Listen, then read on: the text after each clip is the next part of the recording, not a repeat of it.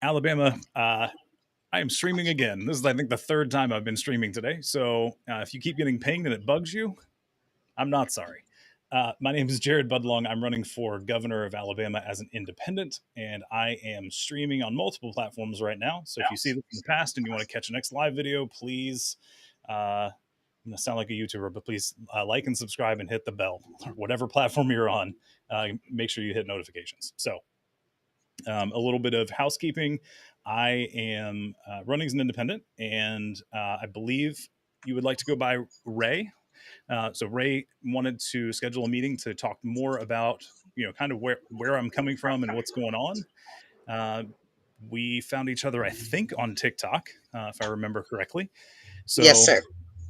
I have an open office availability. You can schedule a meeting if you want to do it publicly. We're happy to do something like this. If you want to do it private, that's cool as well. But I'm doing something that most politicians don't do, which is just try to live stream every meeting I can.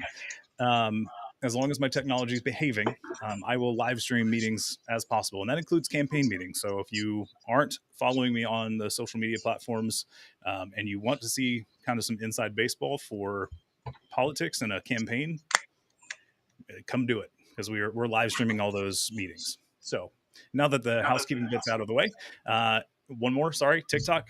I'm going to try to pay attention to you as best I can. This is a virtual town hall with someone from another part of the state.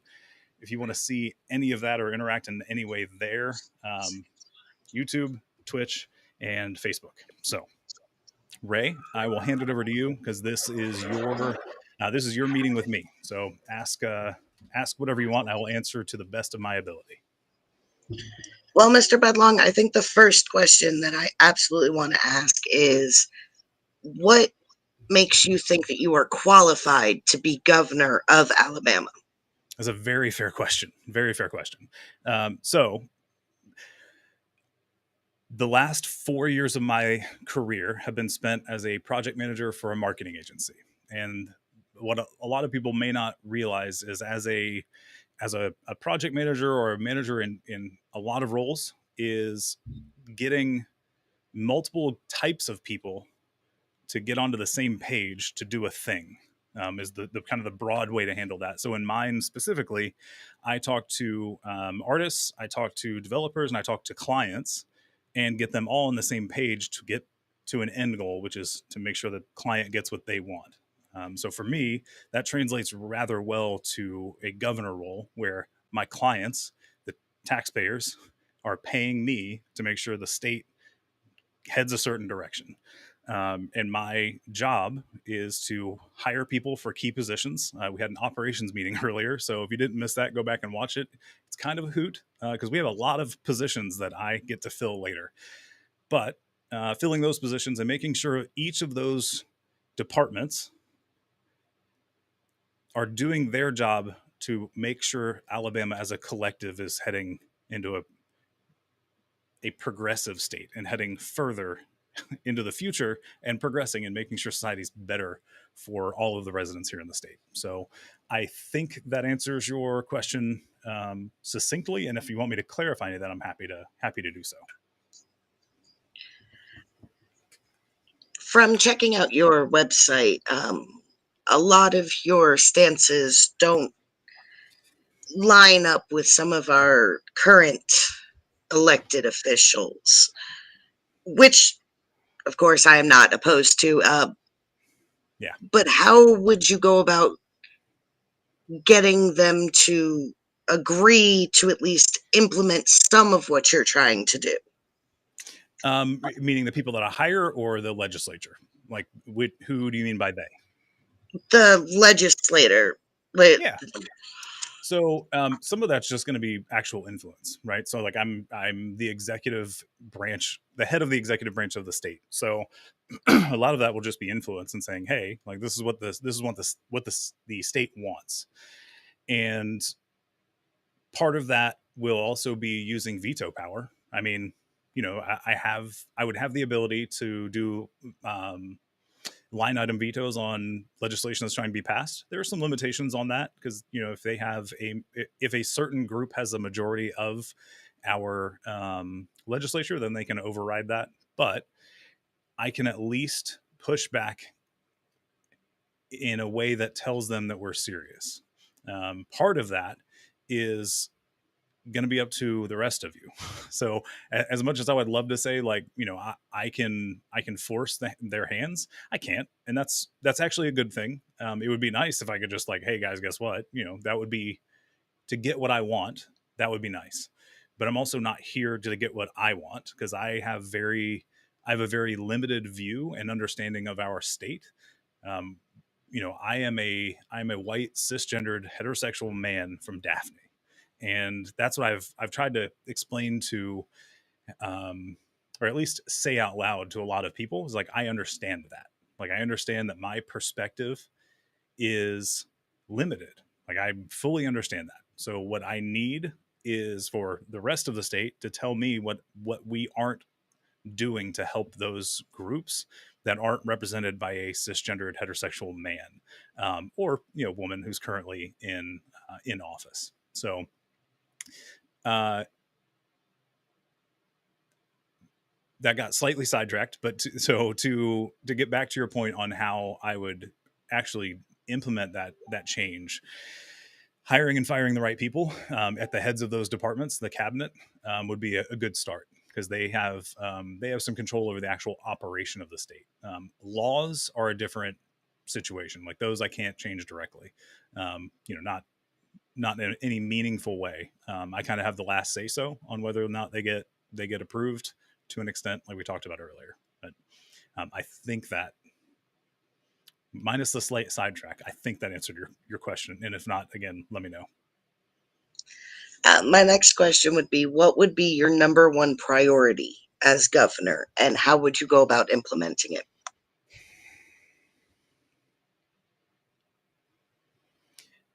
Given the last 2 years, um, the first thing we have to do is get better access and quality healthcare to our residents. So as of a meeting 3 days ago, I think accepting the Medicaid expansion from the federal government would be one of the first things I would like to do. I'm still not 100% on what that looks like. My understanding is that it's a yes, like we're going to accept that and just implement. Obviously, there's some nitty gritty details that we'll have to cover, but broadly speaking, better access to healthcare. Like there are too many people who are um, waiting for money or waiting for coverage, I should say, waiting for funding to come through for them to pay for medical coverage. I spoke to a couple in, I want to say it's the Clanton area, so it's middle of the state ish, a little bit above Birmingham or a little bit above Montgomery, and they mentioned, because again, limited perspective, they mentioned their situation where they got approved for disability, so meaning they have a they have something in their life that is preventing them from interacting with the world like the rest of us, the ones that are considered not disabled or able-bodied, and they had to wait 2 years while on disability to get approved for Medicaid. And like that, again, I don't know. I don't know what I don't know, but I did not know that. I did not know that you had to wait 2 years while on disability, meaning there's something you need treatment in some way.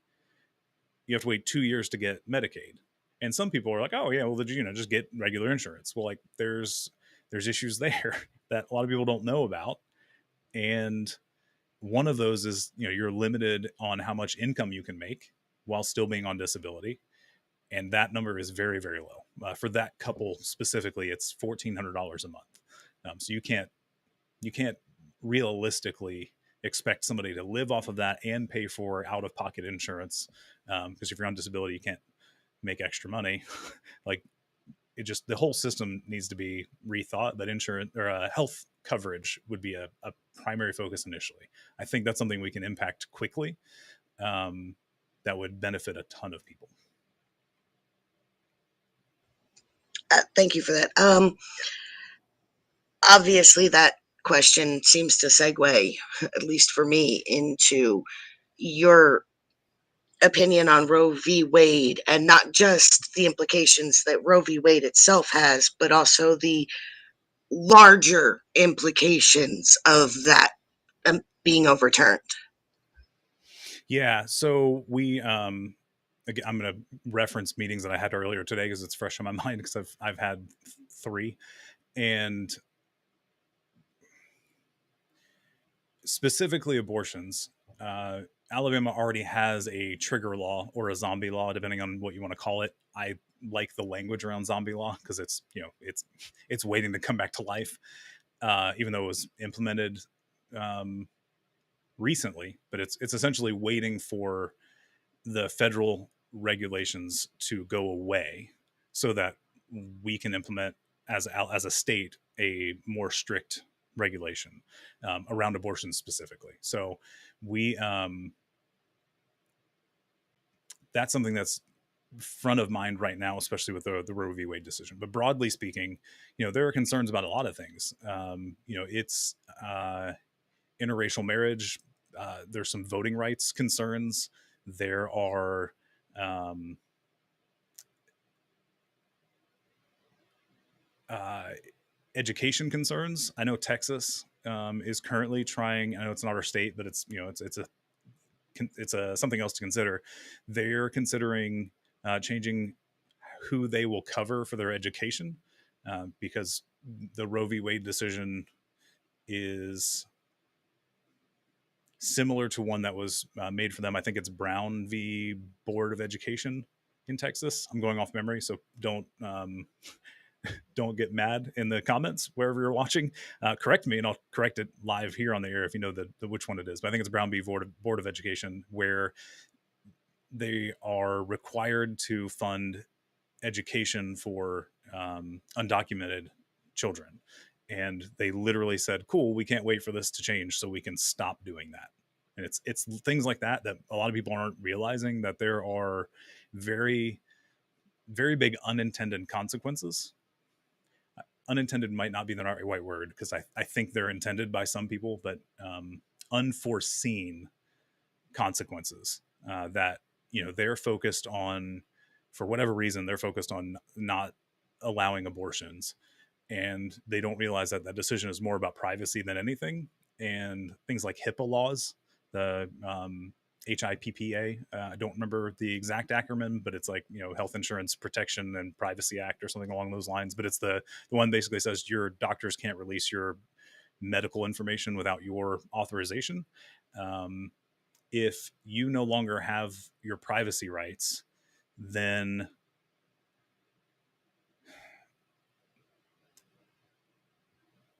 whether or not no matter what you think about the Second Amendment, there are some implications there that if you don't have the right to privacy, then your other rights potentially start disappearing or being written out of existence. So there's lots of implications. I would consult a legal professional to go into very big specifics, but those are some of the ones that I've heard mentioned specifically by other lawyers.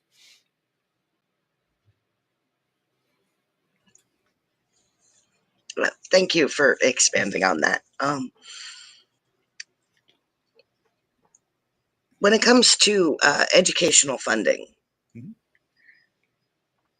uh, if you increase or allocate more money towards our schools, Mm-hmm. that in all honesty is so desperately needed, what are your plans for oversight for how that money is spent? Because, in my opinion, the football team doesn't need new astroturf for their field so much as the kids may need books that weren't printed in 1963.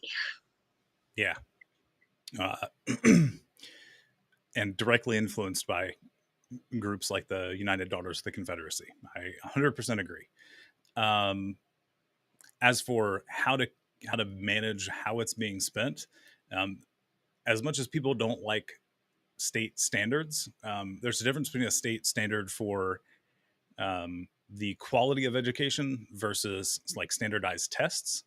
Uh, there's there's different ways that we could implement managing the budget, but I definitely think that we should look at how the state funding is spent for each school versus the localized funding. So right now, in a not insignificant portion of funding for schools comes from things like property taxes and business taxes and sales tax.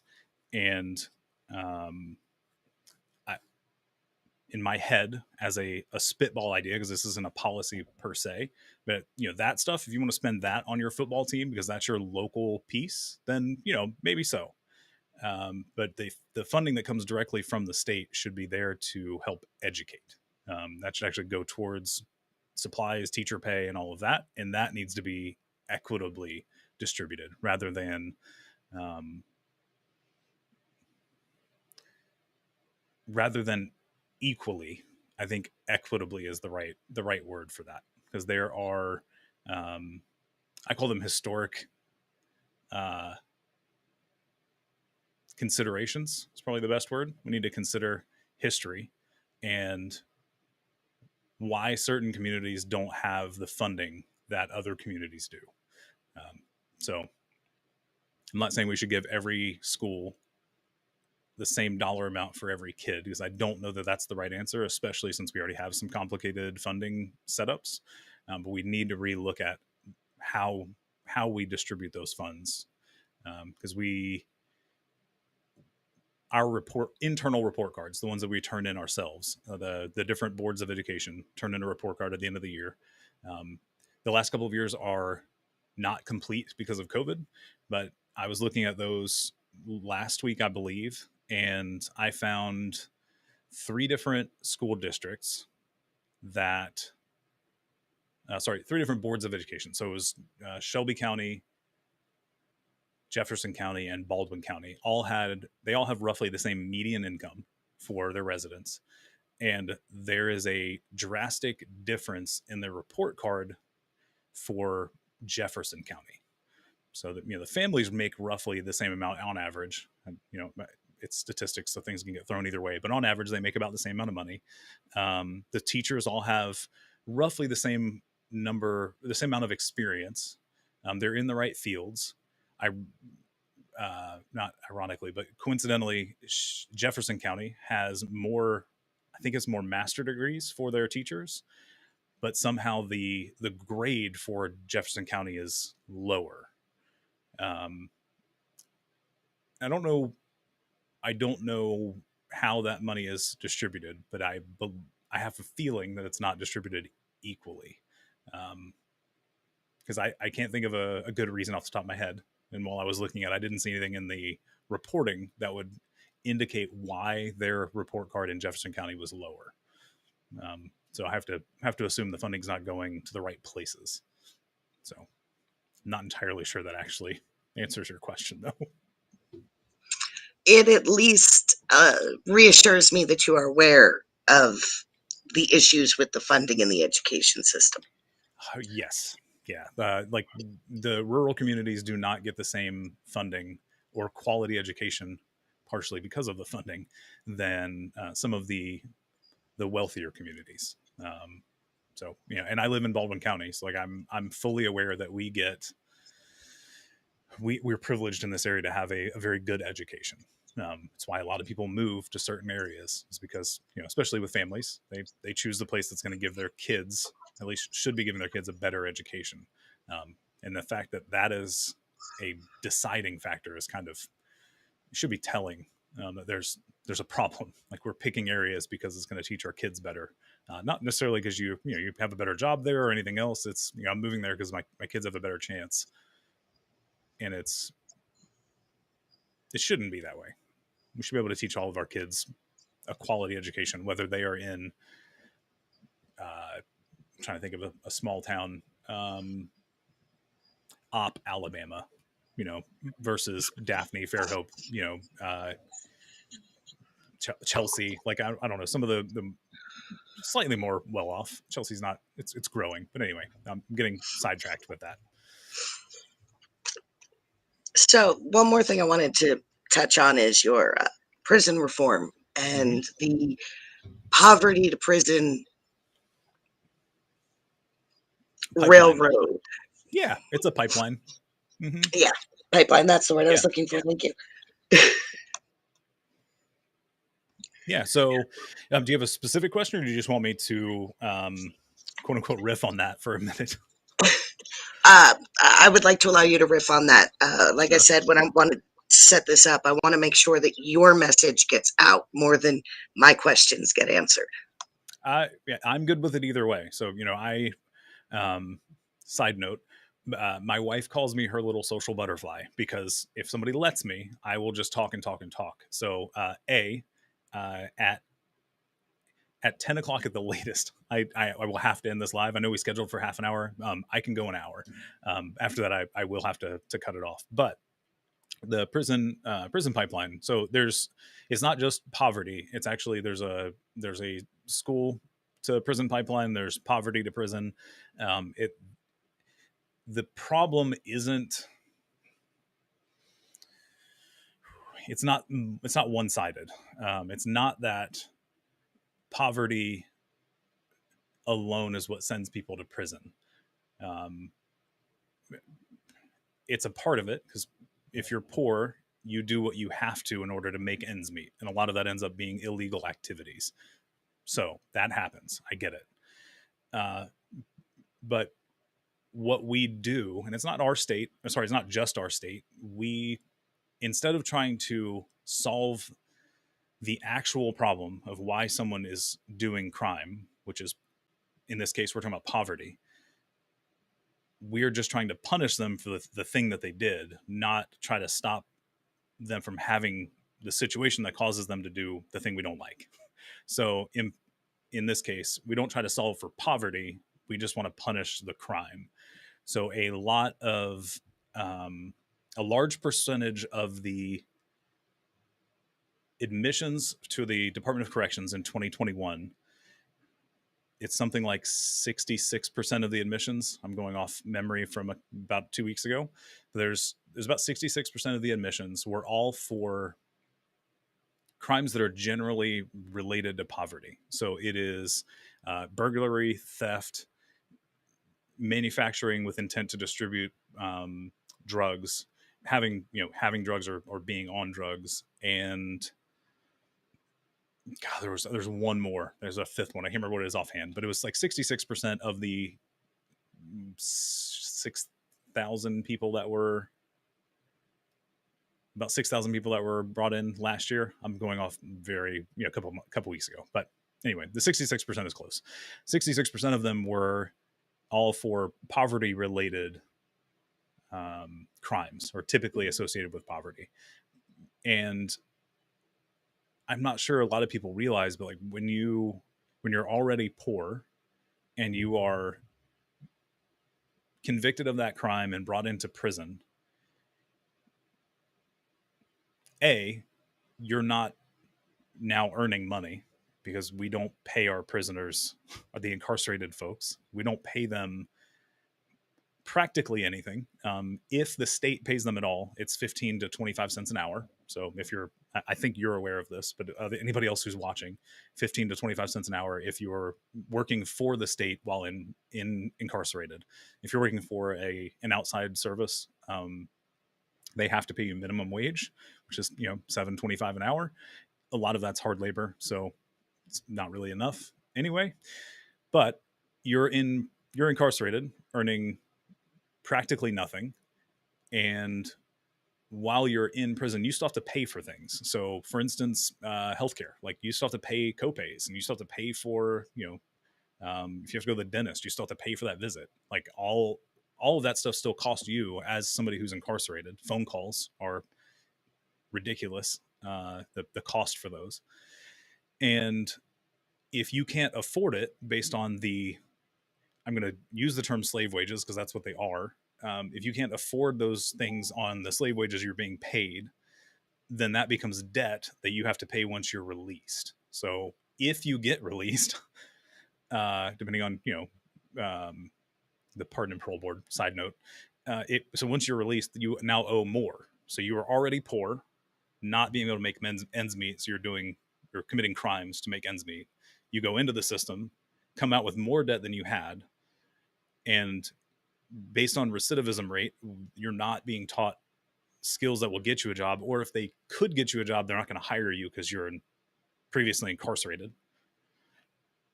It's like, what, this doesn't solve the problem. It just gets you in, back out with more debt so that you have to do more crime to then end up back in prison. It's a really long answer for like that scenario, but that's true for the poverty side. And on the education side, because I brought it up earlier, generally speaking, there's a push to have minorities, specifically Black people, across the country. I don't have statistics for Alabama, but it seems to track here that they are treated differently as youth, that they are getting in trouble, more harsh trouble. I think that's the right way to say that. Their punishments in school are more harsh than their white counterparts, which ends up getting them used to, is not the right word, but almost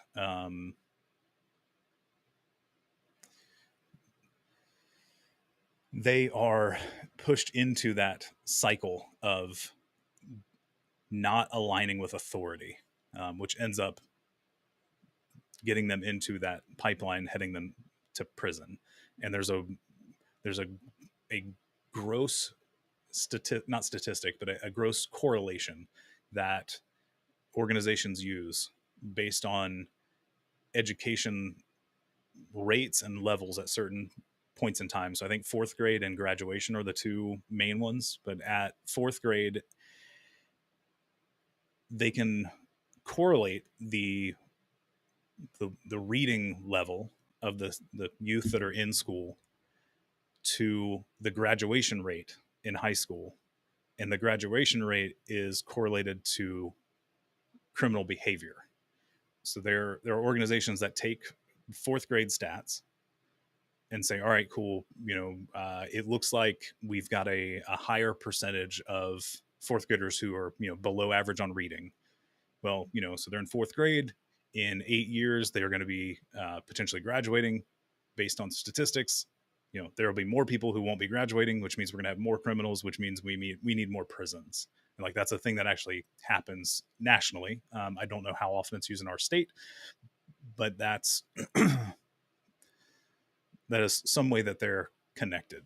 And that's something we have to look into and keep in mind, because in my head, we know it's heading that way, but instead of spending more money to help correct the education side, we just start planning to put them in prison. And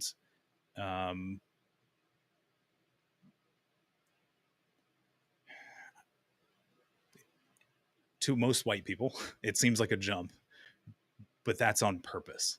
If you haven't made those connections yet, the prison system is literally just a rebrand of slavery. If you're not aware, let's have that conversation later.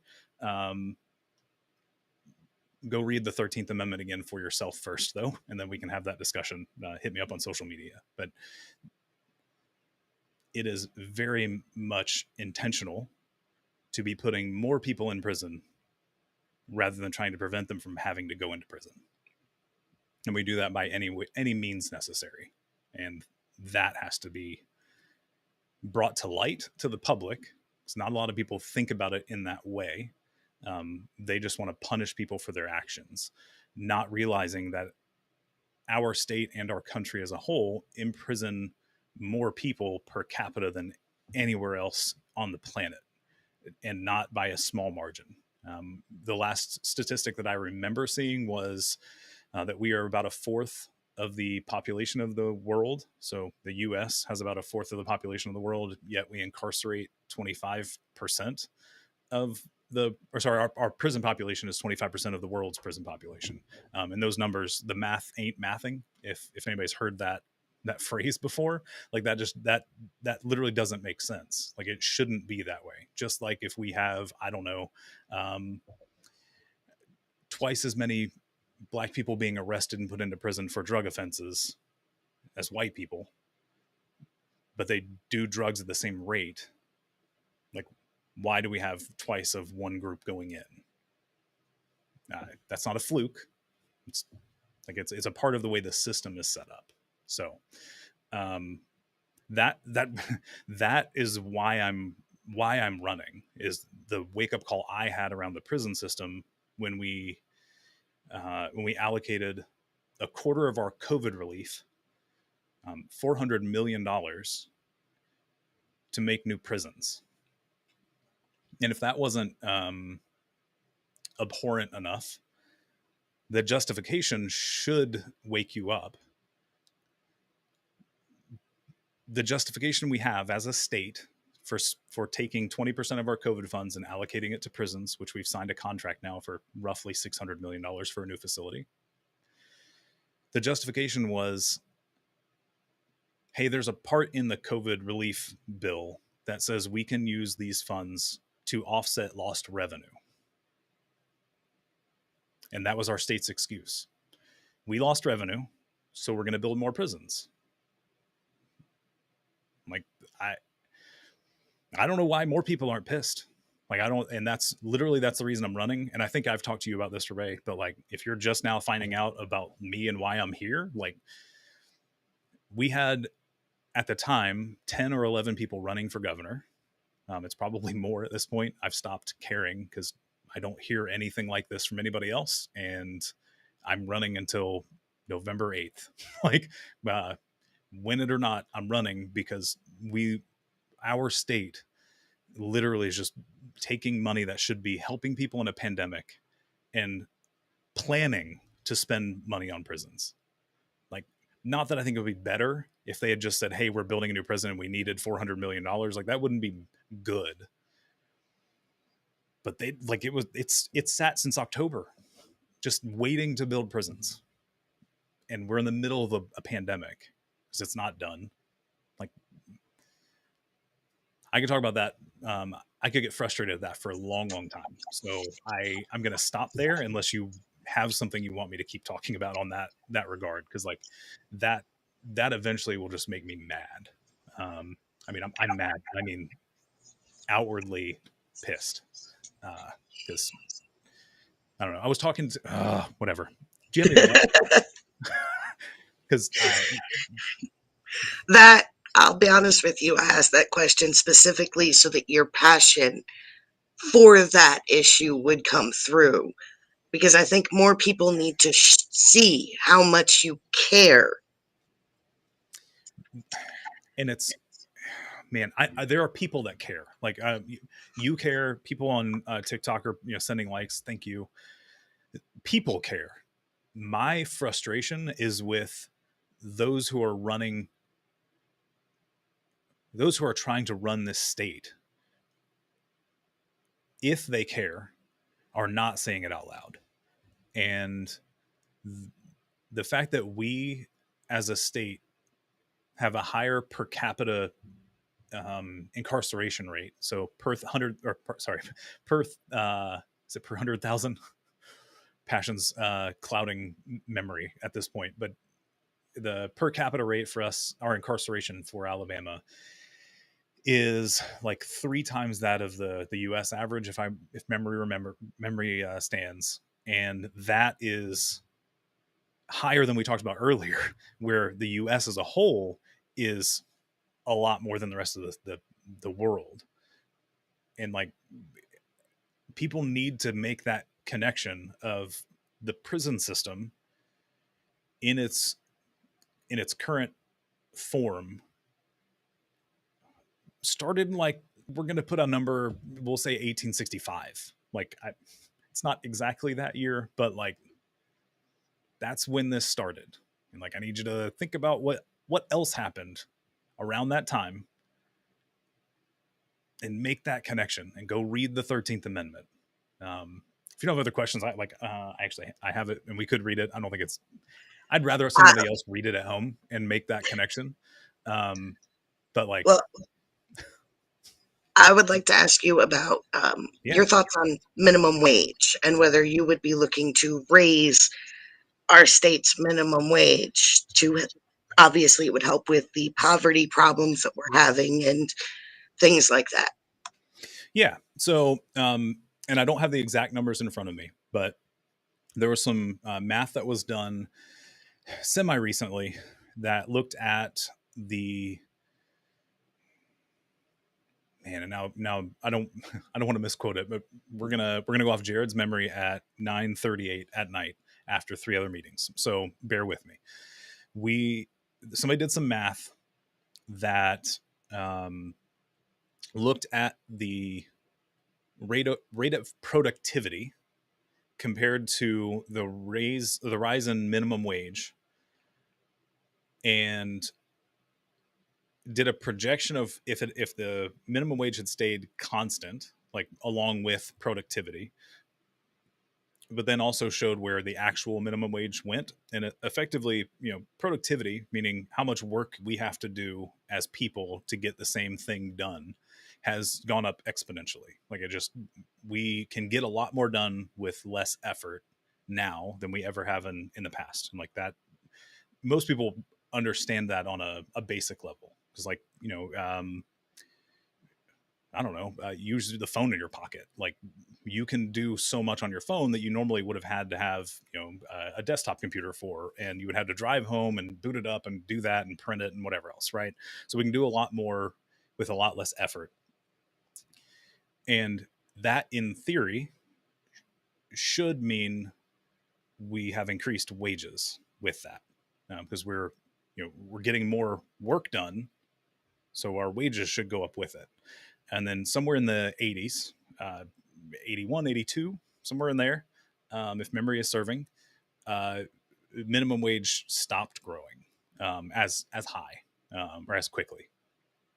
And in the late 90s, maybe the aughts, is when it stopped going altogether. It's been at 725 for, I don't know, 16, 17 years, whatever it is now. Uh, if minimum wage had stayed where it would have, not into the early 2000s to late 90s, but in the late 70s, early 80s, if memory is serving me correctly, the minimum wage would actually be like 33 or $35 an hour. Like that's where we should be if we had kept up with our productivity levels. Like if the wages had stayed with productivity. So I thoroughly agree that our minimum wage should be higher. What I'm not sure of is how to implement that on a state level quickly. So I'm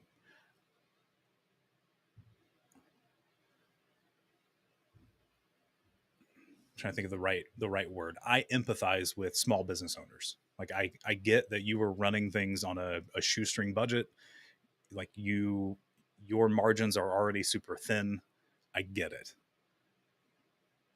At some point we have to start paying our workers more so that they can also buy more things, so that they can spend money with the other small businesses so that they can pay their employees. Like it's a weird vicious cycle. How we get out of it immediately, I'm not sure. um, I do want to bring up Unicorn Party at this point, because they are working on a policy for universal basic income that is based on an algorithm. So we had a meeting about it earlier, so it's fresh on my brain. But they are working on a universal basic income that is based on what it would take to live a comfortable life now, but taking into account that every state is different. So there is a group in Missouri, it might even be a school, that does a state index. So it's, they find out what's the cheapest state to live in, what's the most expensive state, and whatever the average is like 100, right? They're like, hey, that's 100%. Like that's what it takes as an average to live in the United States. And then they give each state a rating above or below. And I think the current lowest state is Mississippi at like 84%, something along those lines. And The highest state is 115 or 130, whatever the percentage is. But the idea behind the UBI that they're working on is that we take the amount in current dollars, let's say it's $2,000 because that's what they're working with right now, a month to live off of. Like you get that money, and that is for you to live off of as a person, so that you are not forced to work in a place that you don't want to. But they take the $2,000, divide it by the lowest state. So, let's say it's the 88%. And then you multiply it by the state you're actually in. So if you are in the lowest state, you end up getting the $2,000. But if you are, if you're in a state that's more expensive, you end up getting some more money, right? Like it builds off of that. That's something I'm looking forward to, because that would solve some of our overall problems. Somebody on TikTok mentioned letting workers control the means of production. So a good step in that direction would be unions. That would not be a bad idea. I know where Drew's going. I see you. I hear you. Well, So, yeah, Mr. Budlong, just a few more questions before we sure. say goodnight. If you do not win in November, because I'm sure that I've heard you discuss that at this point it looks like it's going to be a write-in campaign. Yeah, unless a miracle happens between now and we'll say midnight on Monday, it will be a write-in campaign. Yeah. So what are your plans if you don't win your write-in campaign in November? Are you going to give up trying to change Alabama, or are you going to pursue another avenue? Oh no, I'm not going to give up. I don't know if governor will be another thing. We'll see how that pans out. One of the things that I was unaware of when I started was how much money was involved in the governor race, and I think this one's just different based on the reporting that I'm seeing now. So I'm going to bring it.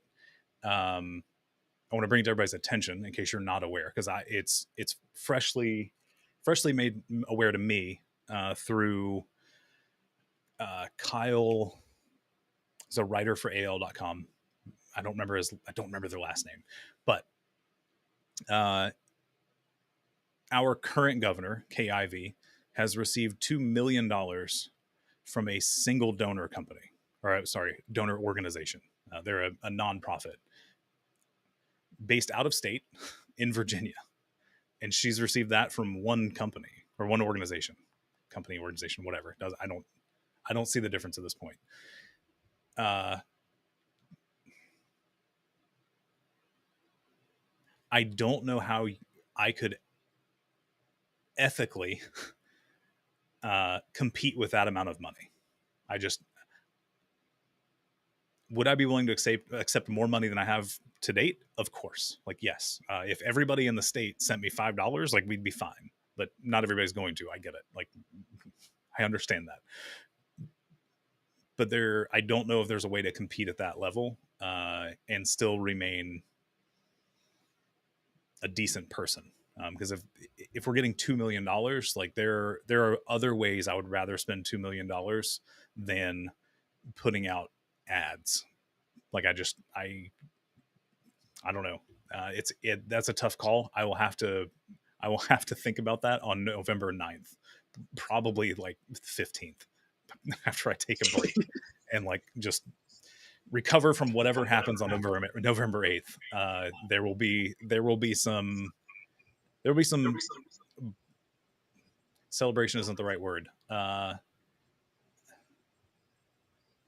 There will be a period of time to reflect on what just happened, either in celebration or in stupendous frustration. But we will go there after November 8th, because I literally haven't put. This is the most thought I've put into after November 8th. I'm not. I don't like to plan for failure. I like to know that that's always an inevitability. Like people think that I am going into this not knowing how ridiculous it is. Like I'm fully aware of how ridiculous this is. Like I have no prior um, political experience running a campaign. I've never had a position in government. Like I get it. Like that, it is a on face value, it is a ridiculous idea. It's My reply has always been, okay, sure, but what are the politicians actually doing for us? Okay, but if you're in the system, the people who aren't winning aren't winning. Like they're not, whatever they're doing as professionals isn't working. So like why would you tell me not to try? Like I don't understand. Like why? Like it's super I think nihilistic is too it's the wrong term, but it's really defeatist and it doesn't make any sense to me. Like, all right, well, like you're never gonna win, so you shouldn't try. And I'm like, well, that doesn't track. Like that's not how you do anything. Like you don't just win the first time you do anything. Like, am I aiming to? Yes, like of course, because there's people like we we have 30,000 people sitting in prison that like 90. I'm going to throw out random statistics because I'm getting frustrated. Like 90% shouldn't be there. Like like we they shouldn't be in prison. Like that it doesn't. Are there people that should be pulled away from society because they are harmful? Yes. Like anybody who says otherwise is lying or not okay. Like they need to seek treatment. Like, but do I think that everybody that's stuck in a box in Holman prison should be there? No. Like there's no, because statistically there are innocent people sitting in prison. Like they shouldn't be there by anyone's standards. But even the people that have been rightfully convicted of a crime, that prison's not solving the problem. And that the phrase that I heard from, I don't remember the name of the website, dang it, but it was, we have to review the prison system and try to figure out if it's solving societal harms, right? Like, is it actually solving harm to society? Because yes, it's keeping one person for each crime. It's keeping one person out of society. But what harm is that causing that person and their family and everyone else by having them there? Like, is it doing, is it actually doing good for society? And I would say no. Like, I don't see anything that shows it's doing good for society. We are putting more people in boxes, and that shouldn't be the end goal. We should be wanting people to not be in boxes or cages, as somebody mentioned on TikTok. Yeah, they're cages or worse. Solitary is more than a cage, but well, I think if we can get you out there on the social media, I think you have a very good chance of coming out of the shadows for the other candidates that are running right now and yeah. surprising everybody. So there is a meeting tomorrow uh, for the shift in campaign strategy. So the big focus has been petitions and like that. That we gave it a good run. We gave it the good college try, as it were. But just like college, without enough funding, you're not going to finish. So that's unlikely to happen without a miracle. So after tomorrow, we plan to have the beginnings of a new strategy, and it will be from the initial conversations. It's going to be an underdog strategy. Like that's what it's going to be. Is a lot of what I've said anyway, but it's going to be the focus rather than the when people ask is going to be like, look, the two party system isn't working. It doesn't work for people. It works for corporations that are willing to donate $2 million to a candidate who the polls already say is doing well. Like, why are you giving this person $2 million? Like, I know everybody. I can't say everybody. Most people know that money in politics is not good. I can't think of a better word for it. But like, it's not helpful. But it's here. So the best I can do without, a ton of it that I don't know that I would want in the first place is to start pointing that stuff out to people and say, look, these people would rather take $2 million and put it into atrocious ads attacking people rather than helping the people of our state. Like, that's they would rather do that. Like, if that's really who you want in office, is somebody who's going to accept $2 million to run for office when they're already here, unlikely to lose. Um, I, I don't know if you can see my darling. Clarence. That Yeah. yes, he is one of my darling family members. He is the one who, every time I bring you up to him, reminds me of that. Yeah. So, and that's, thank you. That is my hope at this point, is literally, they don't, the traditional candidates don't care about me, and I'm okay with that. I don't care about them. Like, I have no, I've got to be careful how I say things. I'm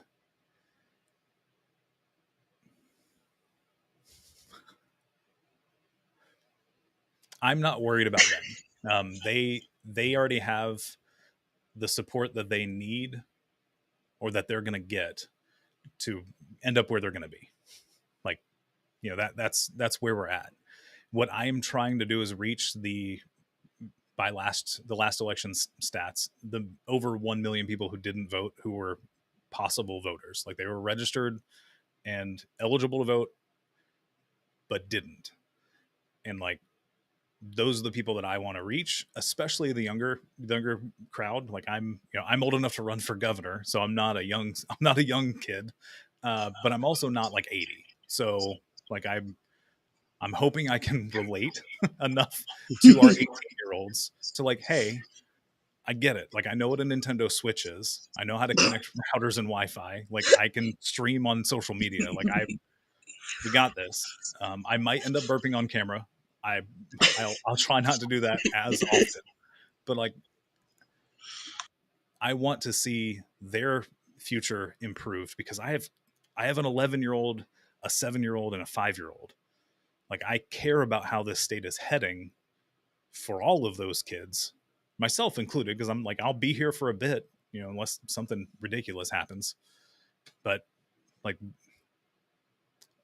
I don't see any of the older candidates caring about people in general, but especially the younger kids. If anything, they're attacking them and trying to make things worse. Like, I just, I don't want my campaign to be an attack campaign at all. So like, I'm trying to ignore those candidates as best I can. But I need everybody else to know, if you've seen any of their ads, like, that's not me. So if you know anybody who's under the age of, we'll say 40, or just is already left leaning and doesn't agree with Democrats, let them know I exist. Like, let's do this, because we can do this. Like, I'll start wearing a freaking boot on my head. What is his name? What is that guy's name? Oh, you had his picture up the other I day. did. Drew, what was it? Were you the one who told me about him?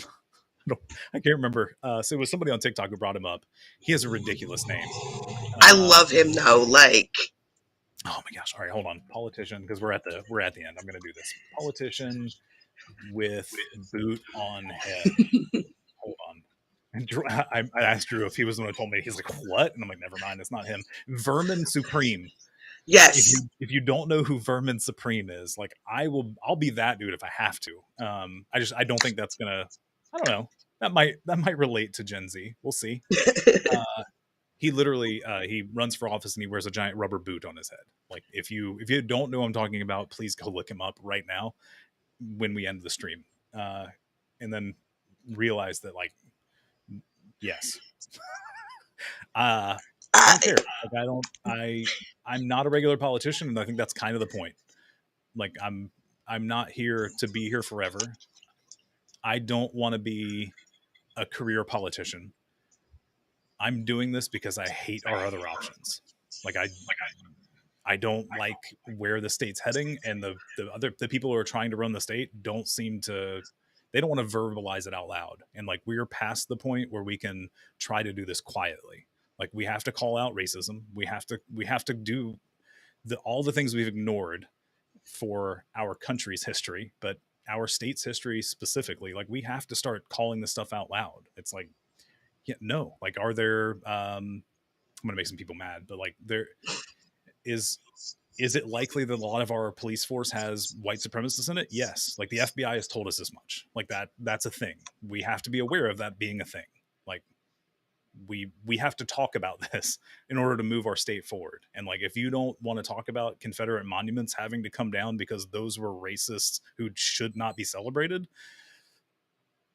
then stop talking. Like they shouldn't be celebrated. Like they literally yeah, likely is an understatement. Look, all I'm saying is I didn't look at the stats for Alabama. I just know the FBI has said it's a thing in law enforcement. So I'm not saying it's not a high percentage. I just don't have the numbers to back that up off the top of my head. Anyway, um, freaking Confederate monuments. So there is a bill that's being proposed to fund historic monuments in Alabama with more money. And thankfully, they wrote in the bill like not to be spent on the Confederate Memorial in Malsbury or whatever the city is. I don't remember off the top of my head. And it's like, yeah, no, it shouldn't be. We should not be funding that. Like that's literally that's the opposite of the direction we should be heading. Like those people were trying to maintain slavery. No, like now, Mr. Bedlong, yeah. it's 10 o'clock. Oh, you got me. It's 10. I just Thank you. It's 10 o'clock. I do have to hang up. If you, Ray, thank you for doing this. Clarence, thank you for hanging out on Facebook. Drew, Metro Livia. Yeah, Metro Livia. No, Metro. They don't even deserve a plaque. Sorry. Like no, I'm not even a plaque. Do they deserve a line in history books that says like win against the country that they were here and tried to enslave black people? Like, sure, they should get a line that says exactly what they were doing. Yes, but that's what they were doing. So sorry. I know you were probably trying to help, but no, we're not doing plaques either. Let's see, Drew, thank you for hanging out. Chels Bells, thanks for hanging out. And who else? Oh, Fitzy. Sorry, I didn't even see your hand claps earlier. Thank you. I hope what is your you just did Fitzy did something recently. What's it called? Your thesis. I hope your thesis is going or went well. I've had a hard time keeping up with you. Anyway, it's past 10. I've got to go. Ray, thank you.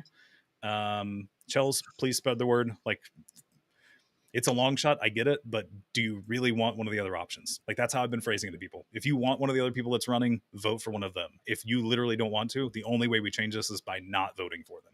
And to all of the people who in the Democratic Party or the people who support the idea of voting Democrat because you don't like Republican, no. Like that is fear mongering. You're like, that's no better than telling the Republicans telling people to vote because the Democrats want to murder babies. Like, it's fear mongering, and it's not a good reason to vote for somebody. So there is another option. So vote for me. Like, I'm not here to take away your rights. I agree with the Second Amendment as long as we can educate people so we don't have accidents. And I want people to have human rights and be able to get healthcare and education and not enslave people in prisons. So it's a pretty good pitch. Like, let's do this. I don't know what else to say. So have a good night. It's past 10 o'clock. I'm getting delirious at this point. So Ray, thank you again. I'm going to hang up. Well, I'm going to end the stream. Ray, you can hang out for a second. TikTok, I'm going to end your stream too. Y'all have a good night.